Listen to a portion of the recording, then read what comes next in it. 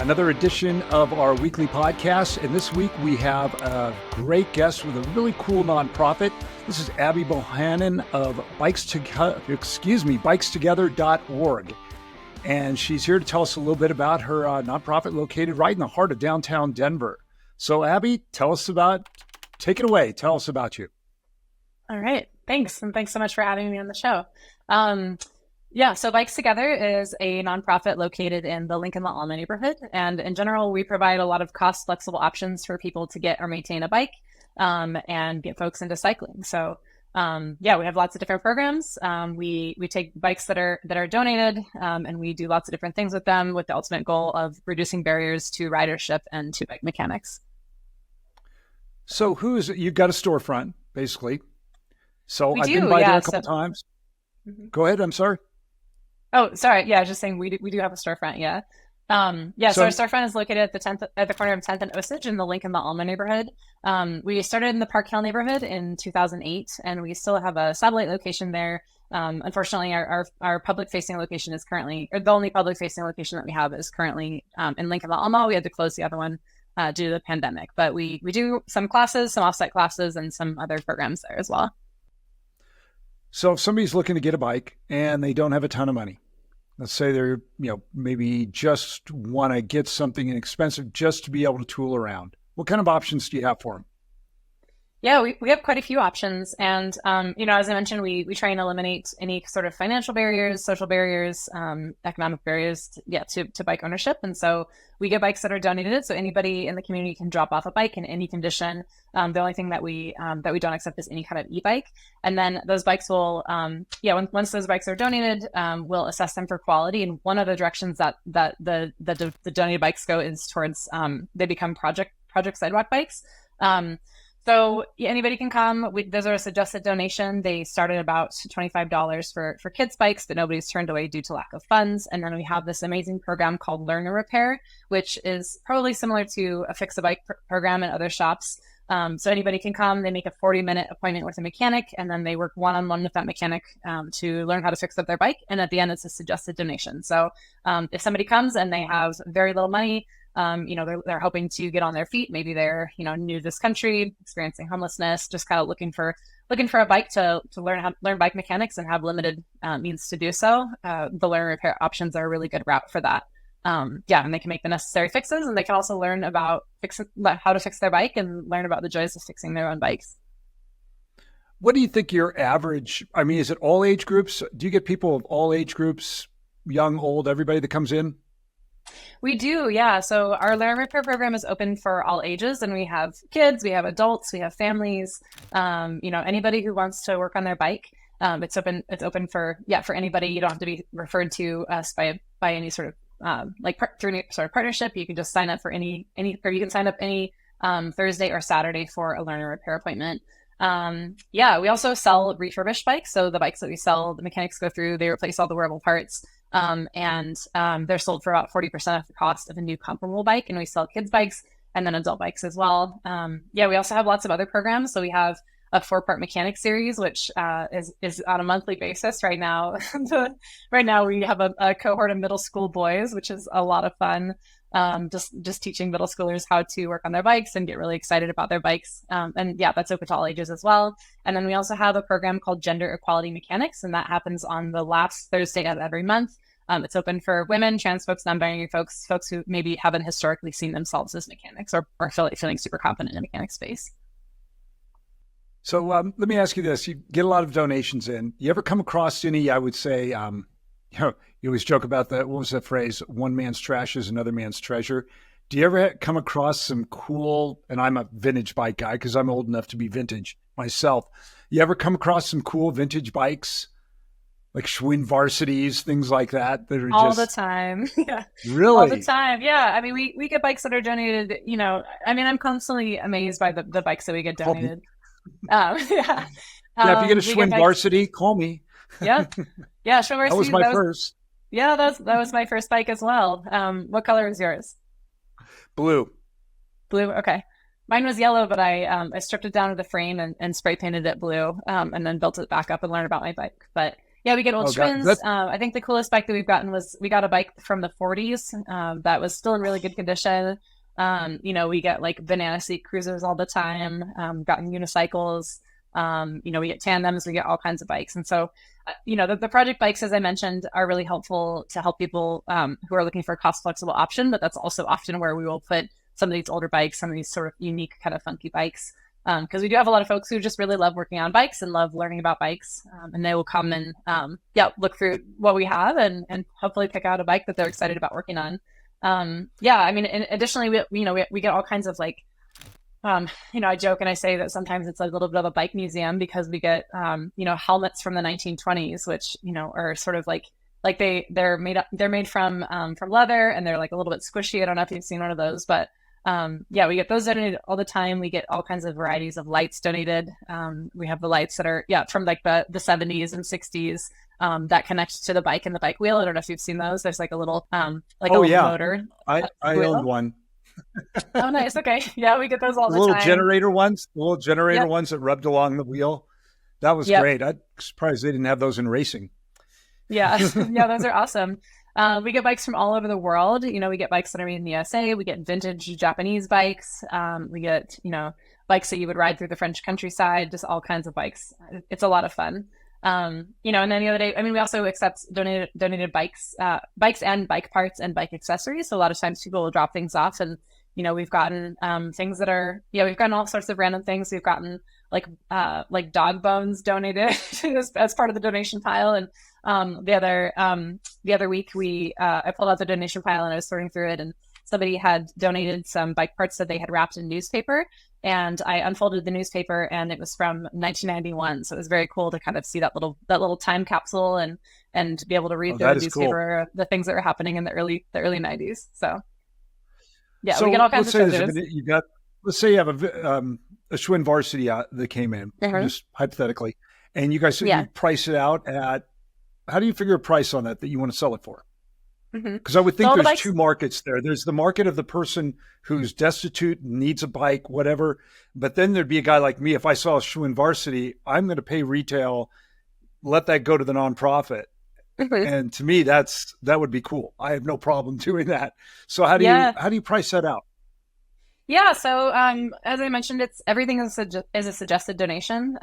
Most things in the shop overall are a suggested donation. The only things that are not are the refurbished bikes and then any sort of new parts. But any of our programming, it's a suggested donation, and we start. We price the bikes based on the condition. So if it's if it looks like it's just been kind of abandoned outside for a while, oftentimes we'll price it a little bit lower. If it needs some significant repairs, we'll price it lower. If it's more of a project and less ready to go, we'll price the suggested donation as lower. But we don't, the suggested donation is suggested, and so we just trust that people, know what's right for their financial situation, and we ask that folks make a reasonable offer. So if somebody comes in and they don't have any money and they can't pay the suggested donation, they can pay less. And if somebody is able to pay the suggested donation, we ask that they do that. And we also encourage people to pay more if they would like to, and that sort of covers the cost of folks who can't pay as much. And Right. all of the donations, everything. Like all the sales in the nonprofit bike shop support the shop as a whole. So buying a refurbished bike through us instead of buying it, at like a for-profit bike shop or at a department store helps cover the cost of all of this cost flexible programming to make bikes accessible for everybody.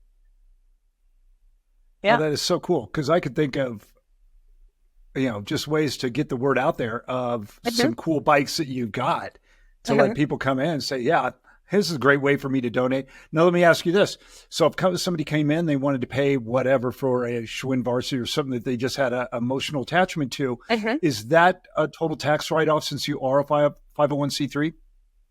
So if you're purchasing something through the bike shop, it's not. So the bike shop operates as a regular bike shop. So it's a social enterprise bike shop. So all of Okay. the sales from the bike shop support the nonprofit.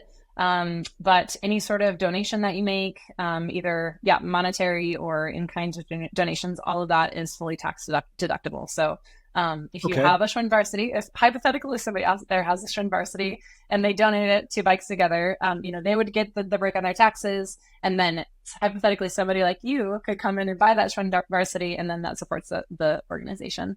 and also, supports your joy of having a Schwinn varsity and being able to ride it around and work on it. So win-win.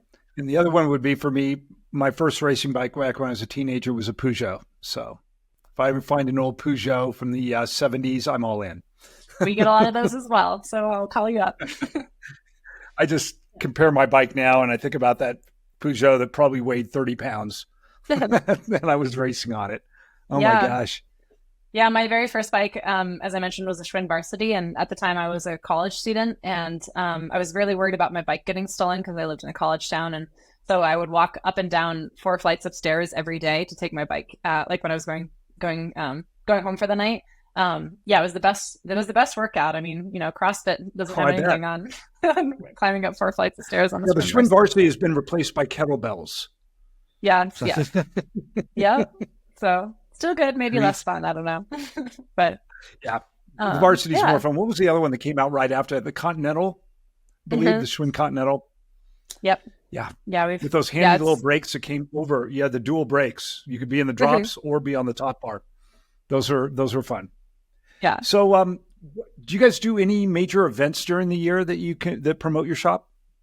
We do, yeah. So we have a partnership with Denver Public Library, and so we do mobile repair clinics. So we have a couple of different events that both serve the community, and then we have larger events where folks are invited to come support us. So we have, as I mentioned, we have a partnership with the Denver Public Library. So we have pop-up mobile repair clinics that happen throughout the year. We had one last weekend. We have one not this Saturday, but next Saturday as well. And anybody can come to any Denver Public Library or to the Denver Public Library where we have these pop-ups and get their bike fixed for free. And then, with the Denver Public Library, we also help them or help organize their Fix-a-Flat kits in the library. So if you are anywhere in Denver, you're not near a bike shop and you need to get your bike fixed, and you have a library card, you can stop by a Denver Public Library and check out a Fix-a-Flat kit. And then in terms of larger fundraising events or larger events to support Bikes Together, every spring we have an event called Bikes and Beats. So it's our sort of annual fundraiser.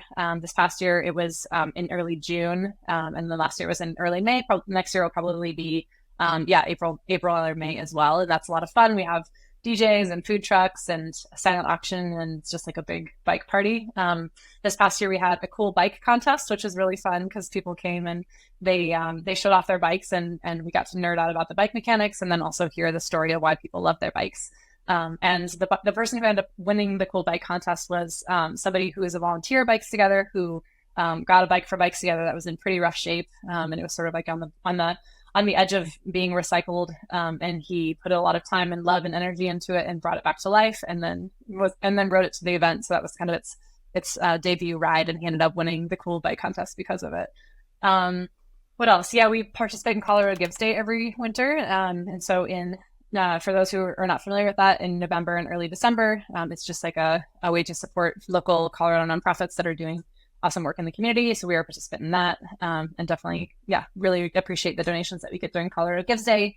And then we do different one-off events here and there. This year we're going to the Park Hill Street Fair, and we're going to be doing free bike mechanics there. We do different pop-up bike events kind of throughout the community as requested. Generally, we try and prioritize, when we're thinking about the events, we try and prioritize equitably serving folks who have less access to bikes and bike mechanics. So, this past summer, we worked with a laundromat off of Federal called Epic Laundromat, and kids in the neighborhood were invited to come and get some free food and get whatever resources they needed. And then we also provided some free bike repair options for that as well. So, in general, a lot of the events that we have are really geared towards serving the community and really bridging that gap between who has access to bikes and bike mechanics, and making sure that folks can ride safely and learn about their bikes. Do you stay pretty central when you're doing any events to the Denver metro area or downtown, or do you branch out into any of the suburbs? It sort of depends. It's kind of like I said, it's kind of based on need. We have gone to, as I mentioned, Federal. I think we've done some in like Lakewood, East Denver as well. But generally we try and stay a little bit central in central Denver. Yeah. There are other awesome bike nonprofits, in Denver, in Boulder, kind of in the suburbs, who are doing a lot of that work already. And so we're more focused at kind of the Denver core. That's very cool. What do you think is, I'll put you on the hot seat. What are your biggest needs right now? Our biggest needs, I mean, hmm, this is like, are you like my fairy godmother over Making here? you blush. Yeah, I mean, I think running a bike shop is really challenging, especially after COVID. Denver is a very car-centric city, and so I think there are lots of different ways where folks can support. I think, yeah, having like individual donations is always helpful. It helps us keep our doors open, helps pay our mechanics. Helps ensure that we can build skills amongst folks who haven't seen themselves traditionally in the mechanic space. And I think that really helps expand ridership in Denver overall and helps make sure that people can sustain, their excitement and their confidence in riding their bikes. Yeah, we're always looking for bike donations as well. So if you have an old bike that's in the garage, you're not riding it, feel free to bring it to Bikes Together, and we would love to give it a new life and find somebody who is excited about riding it. Yeah, I think also just spreading the word about what we do. I think that, a lot of we found from community members that a lot of folks come to our shop because they find us on Google or through word of mouth. I think we really are. We don't have a huge advertising team. We don't have like a huge marketing team, and so we spend a lot of our time and energy really just meeting folks where they're at and helping them learn about their bikes rather than having this huge admin side. So I think helping to spread the word about what we do, helping to donate bikes and bike parts, and then Mhm. even small donations, recurring donations of any kind really go a long way in a small community bike shop like this. Yeah, I think Awesome. also Hey, another thing if that you may, we sorry, go ahead. no, go ahead. Yeah, I mean another thing that we find in the bike shop is quite often is that we do a lot of or a lot of education around people's options, how to keep their bike safe, how to keep their bike affordable. There are a lot of folks who will come and they'll look at our refurbished bikes, which started around $400, and they'll say, I could go to Walmart and I could get a bike for cheaper than this, or I could go to Target and get a bike for cheaper than this. And a lot of times those bikes that are sold in the department stores are we call them built to fail bikes. So they're often sold with really low quality components. They're sort of made to break down with Mhm. the hope that you would buy another one. And so, another thing that is helpful for Bikes Together and for any small bike nonprofit is really helping people understand the value of buying a used bike, buying a refurbished bike, keeping those bikes out of the waste stream, and then making sure that those bikes are going to be riding for many years to come. Because I can tell you those department store bikes oftentimes break down, and then we have to, yeah, we Yeah, oftentimes we have to tell folks that, yeah, and the ones I've seen, same thing. They're built with such low quality components that they're not even hmm worth fixing or trying to. yeah, I've yeah, watched frames, bend so easily. It's amazing. It's just trash. But I totally yeah. understand where you're coming from. If somebody has bikes let's say they had a couple bikes to donate, is it best they call, make an appointment, or can they just swing by? No, they can just drop by any day we're open. So right now we're open Tuesday through Okay. Saturday. Our hours vary a little slightly, but generally we're open between 12-ish and 6-ish on those days. You can check our website if you want to check out, yeah, if you want to just check a specific day, but yeah, anybody can drop by and drop off bikes, bike parts, gently used bike accessories. As I mentioned, no e-bikes. Unfortunately, that's a whole other can of worms. But yeah, Yeah, just dropping by anytime I the can shop's imagine. open. Yeah, and then we can give you a tax receipt as well for a tax write-off. We also, if folks have more than 5 bikes at a time, they call us and just give us a heads up that they'll have a larger donation, just because we are a very small shop and it does take a lot to process these donations. So if we get like an avalanche of bike donations, sometimes it's a little hard to manage. So a heads up is always appreciated if you have more than 5 bikes. But if you have a bike or two, maybe an extra set of shoes, like a chain that's worn but still good, just drop it off anytime we're open and we'll find a use for it. Oh, so you're taking shoes in too? Yep, You bikes, say, bike accessories, bike apparel. I'd say okay. generally if you wouldn't give it to a friend, like a bike apparel, maybe don't give it to us. Like we want maybe like sometimes there's a line of just wanting to make sure that it's wearable, making sure it's clean, making sure that's something that somebody else will be able to use. But yeah, I mean, a lot of bike equipment, bike accessories are very expensive. Jerseys, if you're hoping to get a full kit, can be like, 100, 200, $500, depending on where you're getting your jersey from. We sell them for $10. We have a lot of, I don't know, like this young woman came in the other day who was really excited about trying a triathlon, and she had never done that before. And but she was really worried about the cost because she'd never, like outfitting a bike and getting all the bike gear can be really expensive. And So we were able to get her outfitted into what she needed, or what she felt comfortable in to ride her bike. So and do the triathlon. So and she came back afterwards and she said it went really well. So generally, just provide a lot of a lot of support for folks to get into cycling, however that may be. That is awesome. Well, I appreciate you coming by today. This is a lot of fun. And Okay. we're going to pop up again at the end of this, the information on how to get a hold of you, your website, and so people can reach out to you, come by, shop, or donate.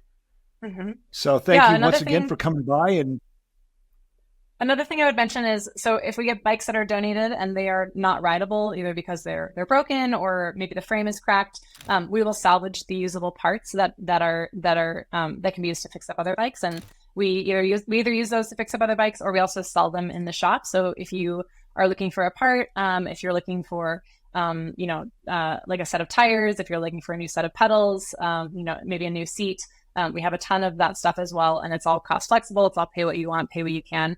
So yeah, we have lots of different programs. I'd say if you want to learn more about our programs, the refurbished bikes, the gender quality mechanics, learn and repair, the 4-part mechanics series, and the mobile events, definitely check out our website and find other ways to get involved. And throw out that address one more time for us. So we are located at 1060 Osage Street in Denver, Colorado, at the corner of 10th and Osage, near Alma Lincoln Park. Well, thank you very much for coming by, Abby. I really appreciate your time. Thanks so much for and having me. looking forward to seeing you coming up in the next few days. Sounds great. Thanks so much.